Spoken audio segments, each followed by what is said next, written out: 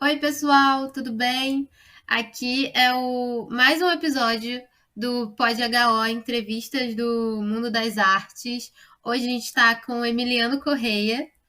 Muito obrigada pela sua presença, Eli. E aí, para quem ainda não assistiu algum episódio e tudo mais, a ideia do Pod HO Entrevistas é que a gente possa conversar com os proponentes de evento, de exposições, de peças, enfim, atividades que aconteceram no HO e que a gente gostaria de saber mais sobre o processo criativo desses artistas. Então, através do programa educativo do HO, pela Secretaria Municipal de Cultura da Prefeitura do Rio de Janeiro, o Centro Municipal de Artes Hélio Sica convida o Emiliano Correia para conversar mais um pouco sobre a peça A Emberê, que aconteceu no mês de maio de 2023. Oi, Eli! Oi! Primeiro, eu acho que nada mais do que justo de você próprio se apresentar para a gente saber mais um pouco de onde você veio, como gostaria de se identificar, enfim, fique à vontade. Obrigado. Primeiro, obrigado pelo convite. Bom, eu sou o Eli Emiliano Correia, sou ator, sou natural do Pará, mais especificamente de Maracanã, uma cidade que fica no interior do estado, mais para a região das praias do Pará, da região Salgado. E, enfim, eu saí de lá muito cedo, ainda era muito jovem, tinha mais ou menos uns 17, 18 anos, e eu vim para o Rio de Janeiro para fazer teatro. Tinha descoberto o teatro como possibilidade de profissão, e aí vim para cá para poder estudar e fazer teatro, e tô aqui desde então nessa luta, na batalha pela arte, pelo teatro. Já fiz várias coisas, mas nunca fiz as coisas sem o teatro. Qualquer atividade que eu desenvolva, em qualquer trabalho que eu acabo realizando, o teatro está sempre por perto, né? E de vez em quando o palco aparece como possibilidade. Ah, então, ó, a gente tem algumas perguntinhas sobre como é que foi o processo da sua peça A Emberê. Então, mas antes da gente entrar nessas perguntas, você gostaria de dar uma sinopse do que foi a peça e tudo mais? Só para a gente ter é, um, um mapa geral do que se trata, né? Antes da gente tentar aprofundar mais um pouco. Sim, a peça ela conta a história da fundação da cidade do Rio de Janeiro, Uhum. no contexto da Confederação dos Tamoios, lá nos idos do século XVI, depois da chegada dos portugueses nessas bandas, só que numa perspectiva dos povos tupinambá.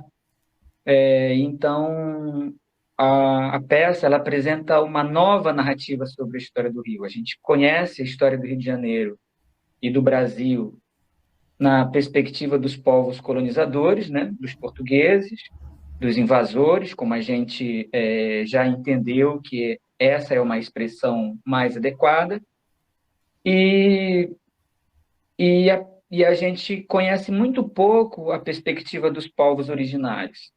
Então, a peça, a Emberê, ela narra a história desse herói que lutou durante a Confederação dos Tamoios para proteger o seu território, lutou inclusive contra povos originários que tinham se associado aos portugueses para então dominar a região da Guanabara, né? Então a peça conta essa história.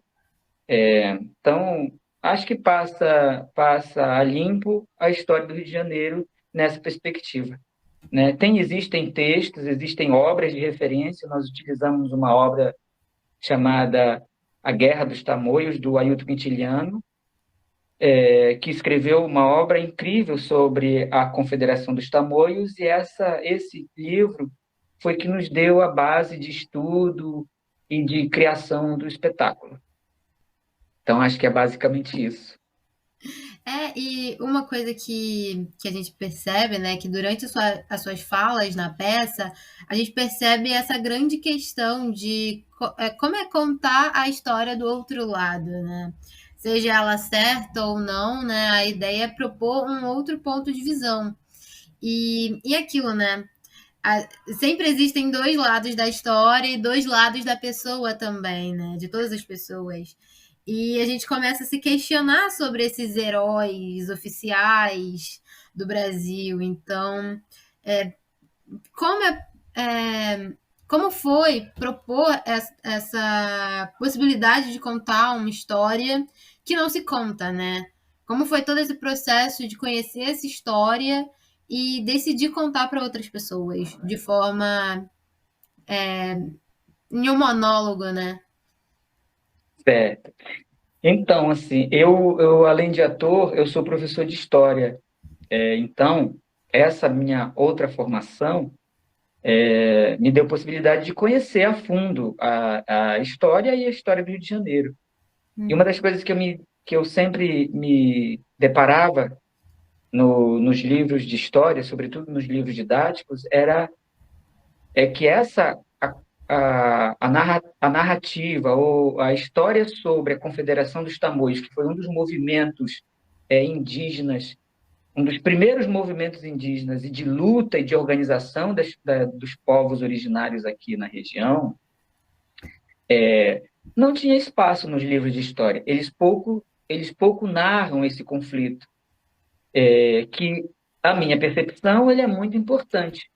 Mas, como a gente está falando de uma história que foi apagada, né, que foi intencionalmente deixada de lado, ela não é contada, porque a gente narra a história sempre na perspectiva do vencedor.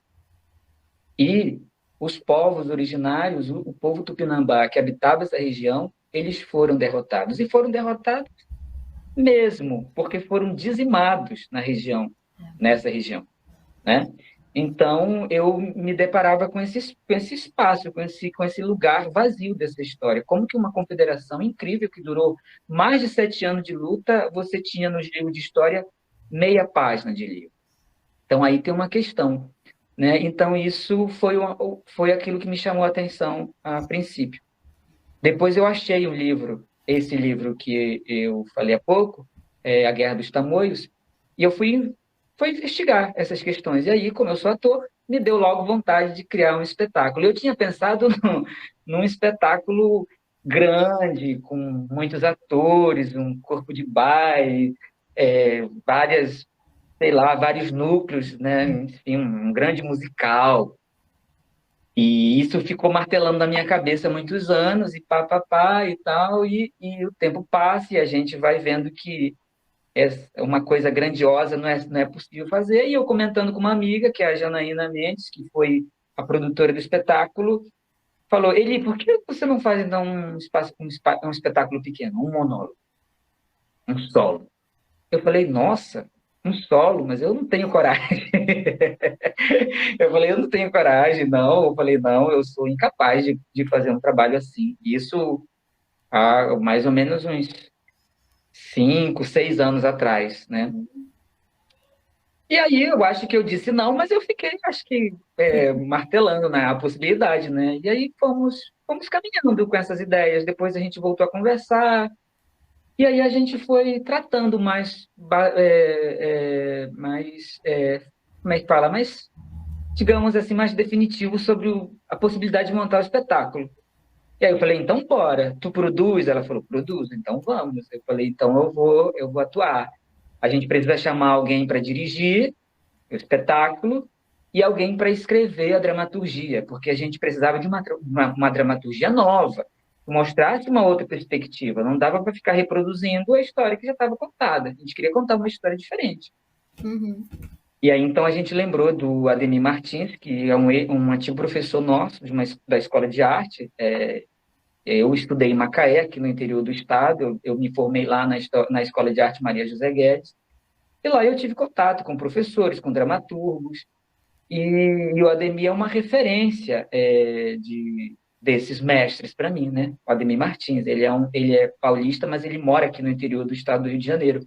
É professor na Escola de Artes. E aí a gente já tinha lido algumas obras dele me interessou então que ele escrevesse o texto, a obra, para a montagem do Aimberê. E eu já tinha na cabeça que o personagem, título, né, era o Ainderê. Eu já fui, quando eu fui conversar com a Ademir, convidar para ele escrever o texto, eu já tinha que o nome da peça era Ainderê e o personagem central do espetáculo era o Ainderê. E a partir daí, então, a Ademir criou todo o texto, criou a dramaturgia. Agora, é muito interessante que ele foi escrevendo o texto e foi mandando para a gente, aos poucos, né?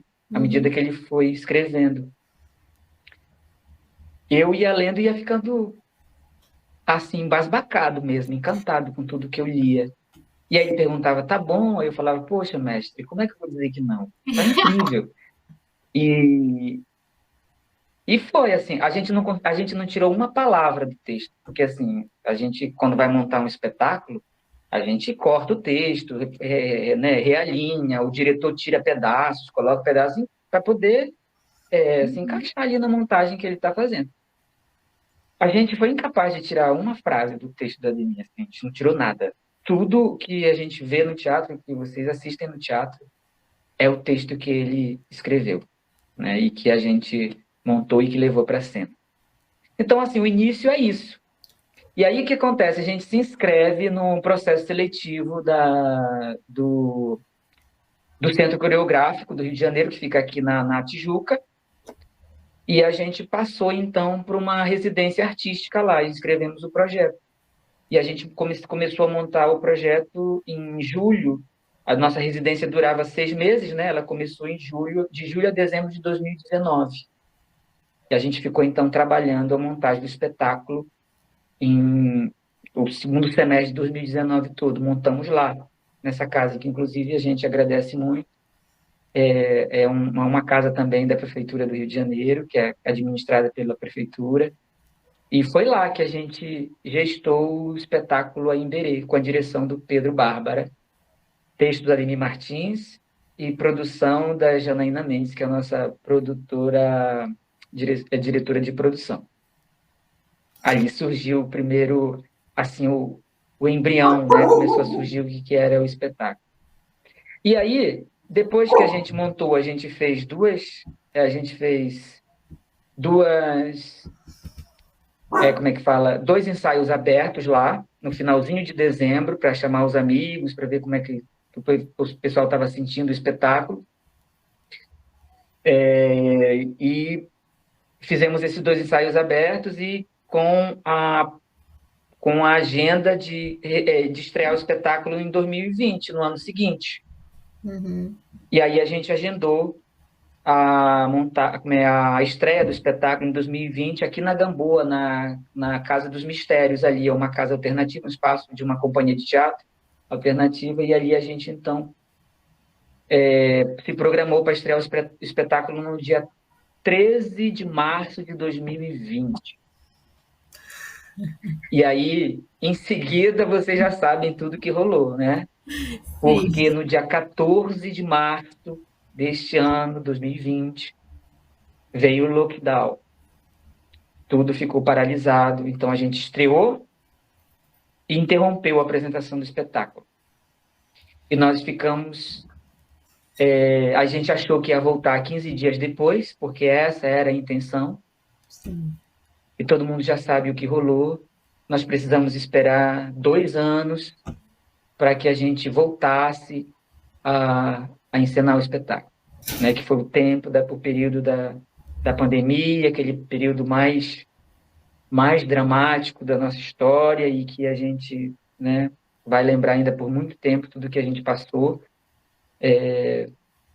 Mas o bom é que a gente ficou vivo para poder contar essa história, né, e conseguir dar prosseguimento para o projeto. Então é mais ou menos assim que surge. E por ser um monólogo, né, há uma grande entrega na presença de palco. É o que a gente pôde perceber durante 1 hora e meia, mais ou menos, de peça, né? Então, a gente tem uma relação de você olhando diretamente para o público, tem os olhares da plateia totalmente voltados a você, né, nesse sentido. Então, se a gente começar a a pensar, né, sobre como foi se debruçar na vida de Aimberê, o que, que você aprendeu com ele, né? Uhum. E, o que a gente viu no palco foi você com seus pensamentos mais íntimos nos momentos, mas também os do Aimberê, né? Então, quais foram as semelhanças que você percebeu dele em relação a você? Ou se é que existe alguma semelhança? O que, que você faria de igual ou diferente em relação a essa história? Bom, então, nossa, pois é, essa pergunta é a pergunta que Ela é um provoca pouco mais muitas coisas. complexa, ela pega você nesse sentido, né? Porque foi É, uma imersão muito grande, né? Um mês praticamente de temporada, né? Mesmo que tenha sido apenas os fins de semana, a gente sabe que a peça não é só aquele momento, né? De dar aquela batidinha e falou no ar, né? Não é só isso, tem todo um percurso que você acabou de mencionar de anos, né? Então, tem uma entrega e tem uma relação. É impossível não perceber essas trocas, né? sim, Agora é um tem olhar muito. interno. Tem muito.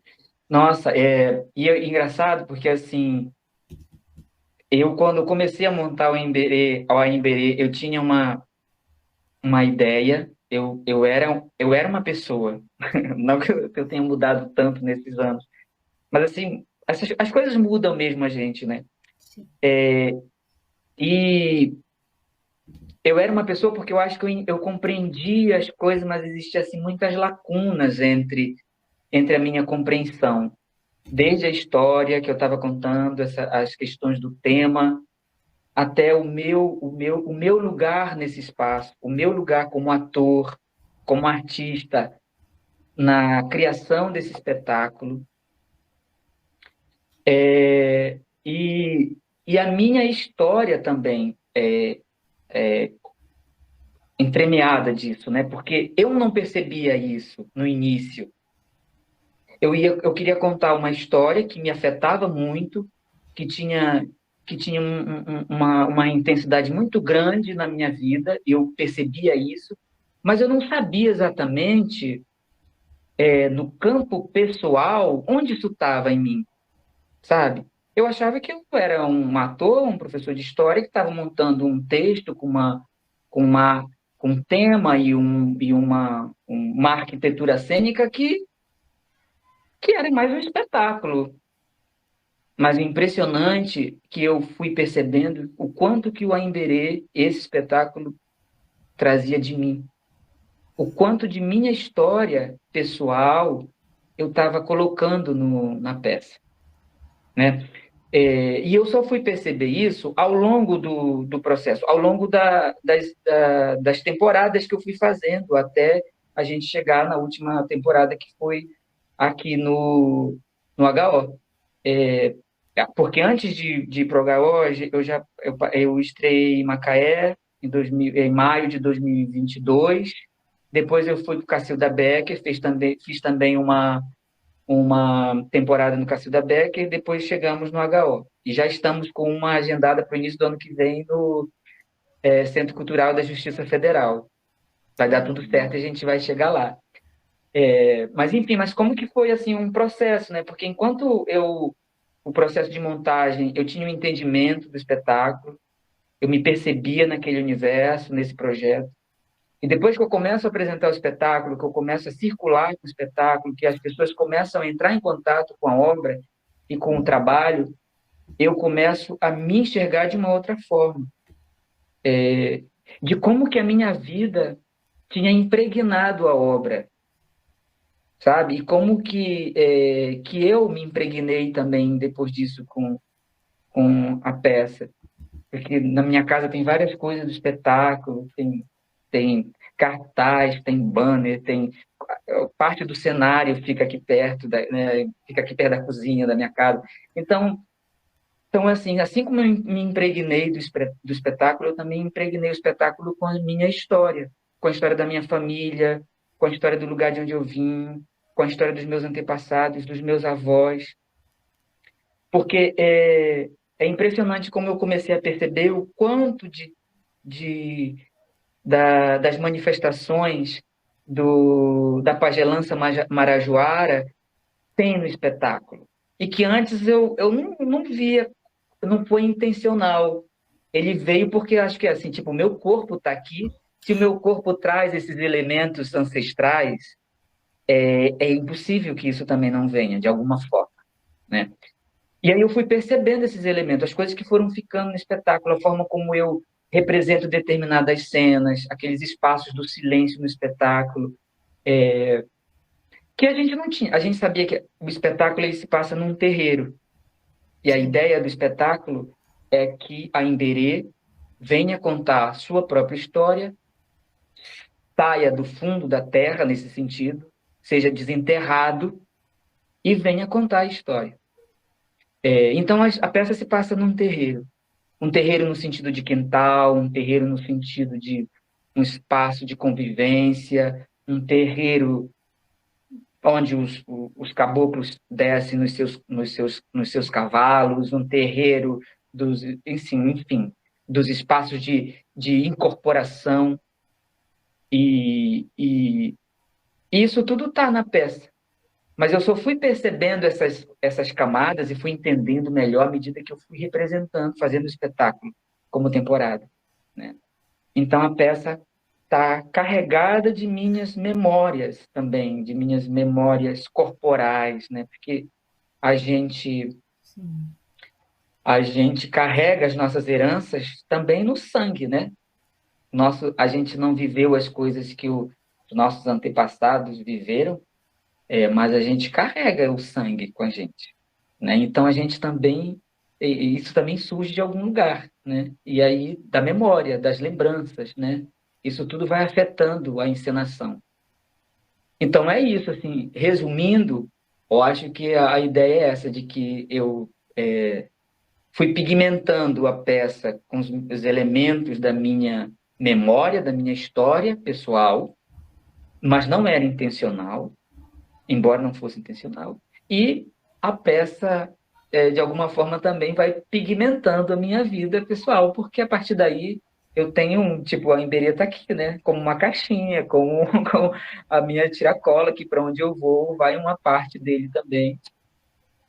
É uma entidade que está aqui, circulando comigo, né? Faz parte agora, enquanto existir o espetáculo, eu espero que ele permaneça e vai ficar por aqui. Enfim, que mais?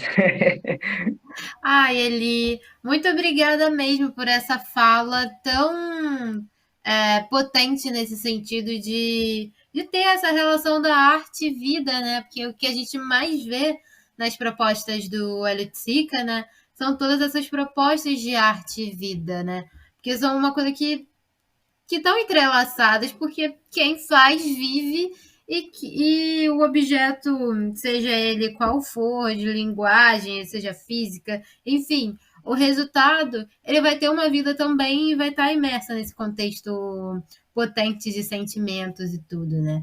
Então, muito Sim. obrigada pela sua fala, incrível, no sentido da gente conhecer mais um pouco de como foi o Aimberê antes, né, da peça de realmente ter acontecido no HO.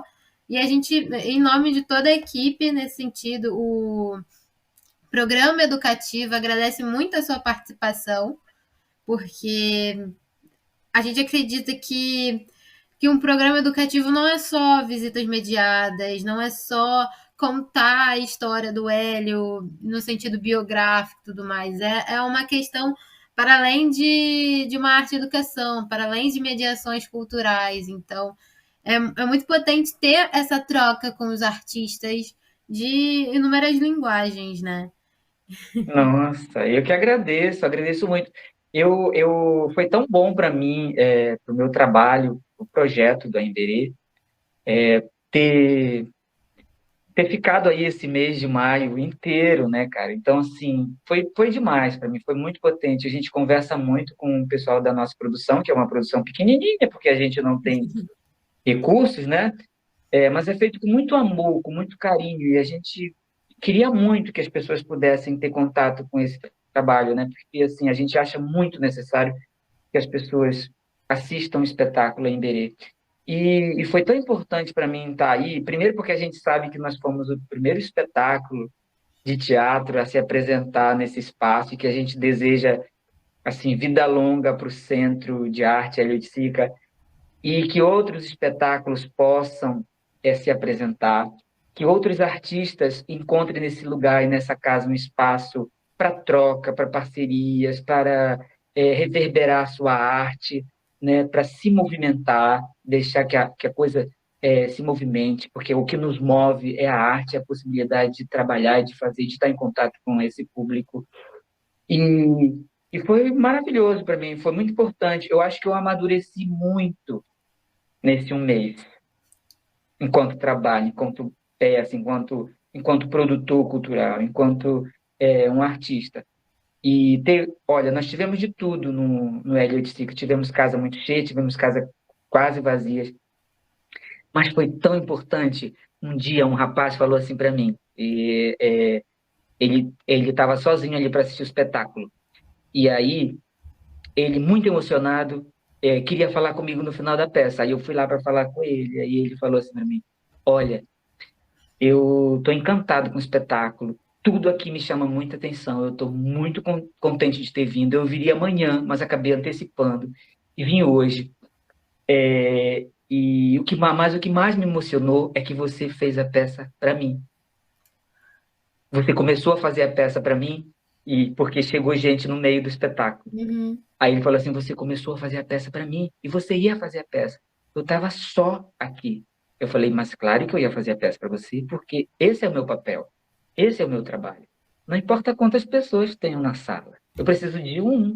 Se você está aí, você é o público privilegiado por estar sozinho, sentado aí e para poder dialogar comigo, né? Porque como você falou no início, o espetáculo, ele é todo trabalhado com a plateia. Eu olho profundamente para o espectador. Eu, eu dialogo muito o tempo inteiro. Eu estou olhando para o público, criando relação com o público, perguntando, questionando, fazendo pensar sobre a história que a gente está contando, né? Então é fundamental essa troca. Quem vai ver o espetáculo sozinho vai ficar, eu vou olhar muitas vezes para essa pessoa. Mas esse é o papel, né, da gente. Esse é o trabalho. Você, não importa quantas pessoas estejam na plateia, você tem que estar inteiro, integrado e entregue a essa função que é tão nobre, né? Que é tão nobre fazer isso que a gente faz. E é incrível. Então, sim, foi uma experiência maravilhosa. Queria aproveitar e voltar a agradecer a oportunidade de falar sobre a Emberê, voltar a agradecer a todos os funcionários da casa, que é incrível, que é acolhedora, que foi tão fraterna com a gente nesse um mês que a gente ficou aí. Muito obrigado, viu? O programa educativo agradece a sua fala e isso acho que reverbera todo o HO e todo o projeto Eliotica, né? Então, muito obrigada por participar desse episódio. É aquilo que eu falei do começo, né? A ideia de trazer esses vídeos, essas gravações, de trazer à tona esse processo também é de reviver essas memórias, memórias de quem foi para o espetáculo, mas também aguçar o interesse de pessoas que não foram para a peça, que nunca pisaram no HO e que ficaram interessados com essas duas conversas, né? Tanto o que é o HO e o que é um Emberê, enfim. A gente vai tentar desmistificar todos esses processos com a conversa, né? E uma conversa não se encerra por aqui, mesmo que o nosso episódio esteja acabando, é aquilo, né? Tem as redes sociais, tem todo esse processo de encontrar vocês futuramente em uma nova temporada, em outro espaço, né? Então, o que a gente tem a dizer é obrigada e um até logo, né?